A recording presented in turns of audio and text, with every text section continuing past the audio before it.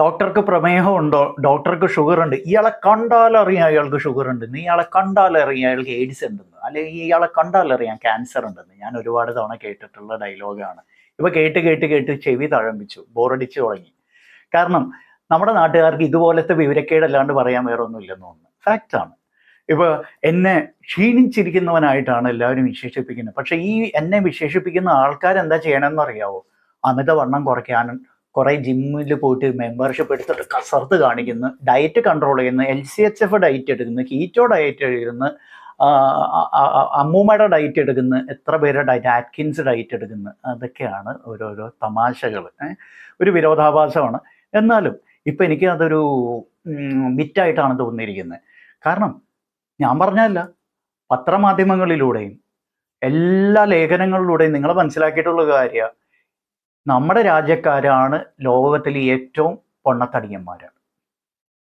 അമിതവണ്ണം കൊണ്ട് പൊറുതിമുട്ടുന്ന ഏറ്റവും വലിയ രാജ്യം, ഏറ്റവും വലിയ ജനത നമ്മുടെയാണ്. ഏത്? നമ്മുടെ രാജ്യത്ത്.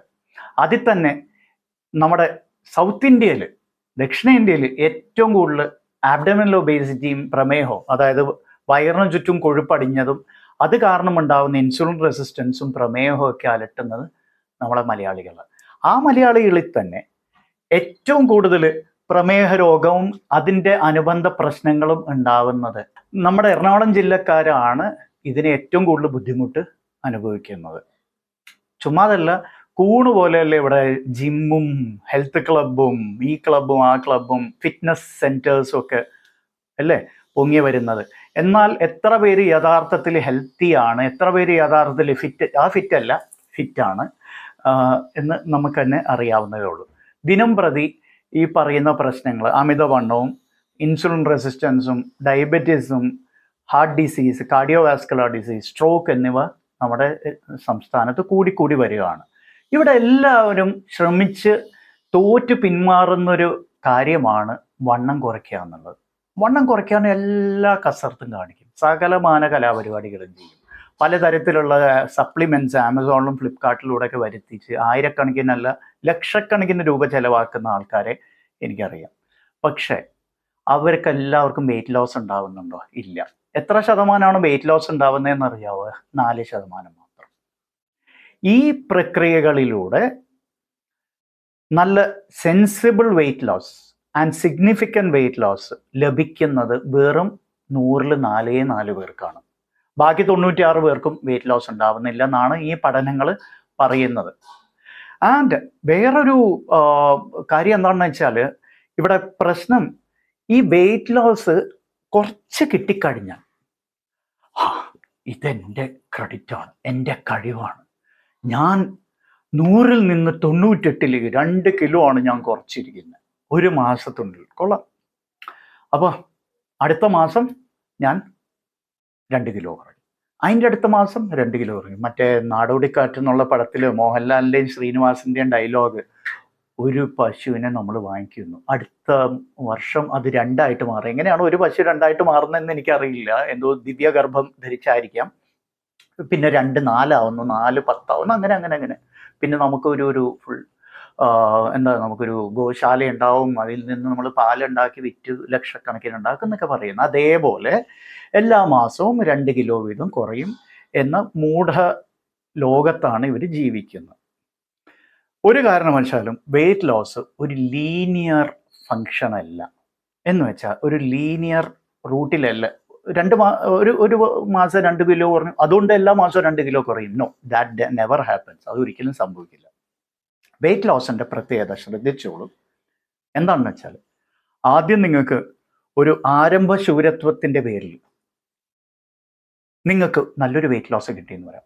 ഒരു 5% അല്ലെങ്കിൽ 10% എന്ന് കരുതുക. അപ്പോൾ 100-ൽ നിന്ന് നിങ്ങൾ 90-ലേക്ക് വരുന്നു ആദ്യത്തെ 1-2 മാസത്തെ കഠിന പ്രയത്നത്തിലൂടെ.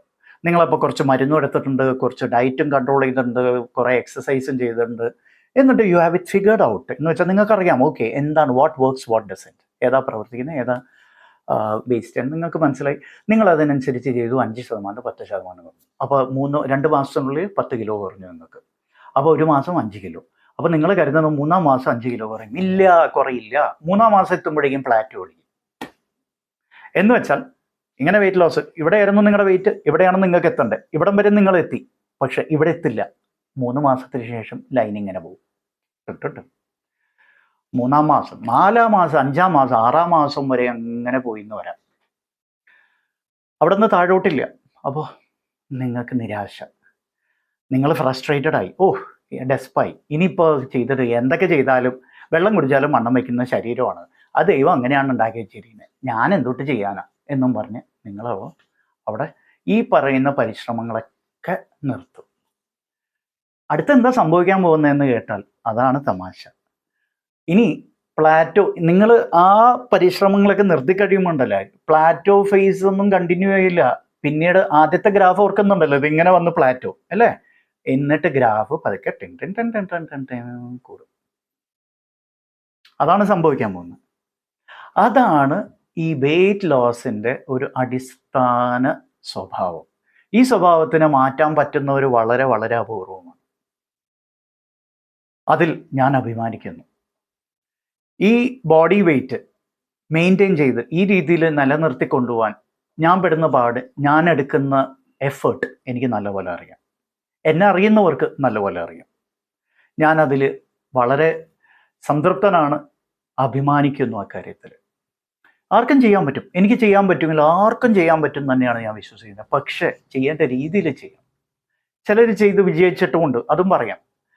ആൻഡ് അവർക്കൊരു റോൾ മോഡൽ ആയതിൽ അതിലും എനിക്ക് അഭിമാനമുണ്ട്. അവർ എന്നോട് വന്ന് കാര്യങ്ങളൊക്കെ ചോദിച്ച് മനസ്സിലാക്കി പഠിച്ച് അതിനനുസരിച്ച് അവരുടെ ജീവിതശൈലിയിലും അവരെ വ്യായാമ മുറകളിലും അവരെ ഭക്ഷണ ക്രമീകരണത്തിലും എല്ലാത്തിലും മാറ്റം വരുത്തിയിട്ട് അവർക്ക് നല്ല വെയിറ്റ് ലോസ് കിട്ടിയെന്ന് മാത്രമല്ല, കഴിഞ്ഞ 5-8 വർഷം ഒക്കെ അവർ ആ വെയിറ്റ് മെയിൻറ്റെയിൻ ചെയ്തു എന്നുള്ളതാണ് ബ്യൂട്ടി. That is amazing. എളുപ്പമല്ലത്. കളിയാക്കാൻ വളരെ എളുപ്പമാണ്. ഇയാൾ തടിച്ചിരിക്കുന്നു, അല്ലെങ്കിൽ ഇയാൾ ക്ഷീണിച്ചിരിക്കുന്നു, ഇയാൾ എല്ലിച്ചിരിക്കുന്നു, നിനക്ക് കണ്ടാൽ തന്നെ അറിയാം നിനക്ക് പ്രമേയം ഉണ്ടെന്ന്. ആരാടാ ഇവനൊക്കെ? ദൈവം തമ്പുരാനോ? ഒറ്റ നോട്ടത്തിന് ഒരാൾക്ക് ഷുഗർ ഉണ്ട്, ഡയബറ്റീസ് ഉണ്ടെന്ന് പറയാനൊക്കെ. ഇത്ര അഹങ്കാരികളായ പൊട്ടന്മാരാണ് ചില ആൾക്കാർ. Sorry for that language, but that is what it is. Irritating ആണ്, ഔട്ട്റൈറ്റ് ഇറിറ്റേറ്റിംഗ് ആണ് ഇങ്ങനെ പറയുന്നത്. കാരണം പൊട്ടത്തരമാണ്, പക്ഷെ അഹങ്കാരത്തിന് ഒരു കുറവുമില്ല.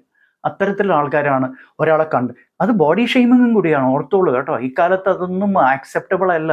ഒരാളെ പണ്ടൊക്കെ നമ്മുടെയൊക്കെ കുട്ടിക്കാലത്ത് നമ്മൾ കുട്ടികൾ പരസ്പരം കളിയാക്കുമായിരുന്നു. ആനക്കുട്ടി വരുന്നു, അല്ലെങ്കിൽ ഗുണ്ടുമണി വരുന്നു എന്നൊക്കെ പറഞ്ഞ് കളിയാക്കുമായിരുന്നു.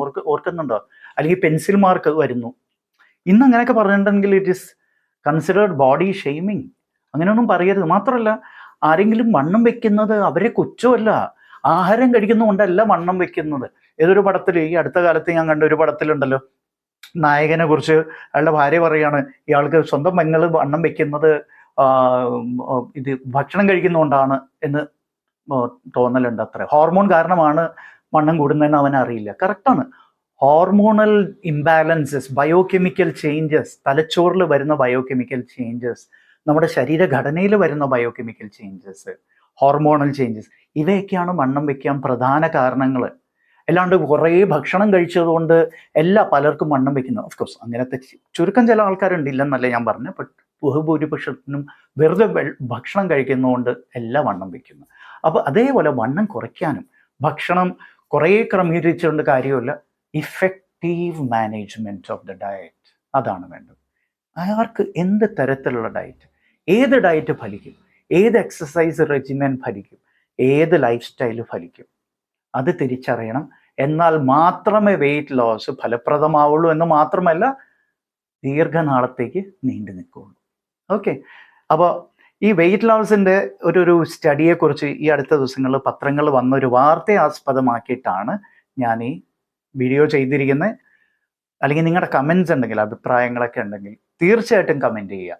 ആൻഡ് നിങ്ങൾ കമൻറ്റ് ചെയ്യുന്നതിലൂടെയാണ് നമുക്ക് ഗ്രോത്ത് ഉണ്ടാവുന്നത്, നമുക്കും കൂടുതൽ എൻകറേജ്മെൻറ്റ് ഉണ്ടാകും, നമുക്ക് കൂടുതൽ പ്രോത്സാഹനം ഉണ്ടാകുന്നത്, അല്ലേ? നിങ്ങൾ വാച്ച് ചെയ്യുന്നുണ്ട്, നിങ്ങളിതൊക്കെ ഫോളോ ചെയ്യുന്നുണ്ട്, നിങ്ങൾ ഇതിൽ താല്പര്യം കാണിക്കുന്നുണ്ട് എന്നുള്ളത് നമ്മളെ എപ്പോഴും പ്രോത്സാഹിപ്പിച്ചുകൊണ്ടിരിക്കും. We will come out with even newer topics, പുതിയ വിഷയങ്ങളും എല്ലാവർക്കും ഗുണം ചെയ്യുന്ന കാര്യങ്ങൾ നമ്മളിവിടെ തീർച്ചയായിട്ടും അവതരിപ്പിക്കുന്നതായിരിക്കും. Thanks for watching. Bye bye. Have a great time.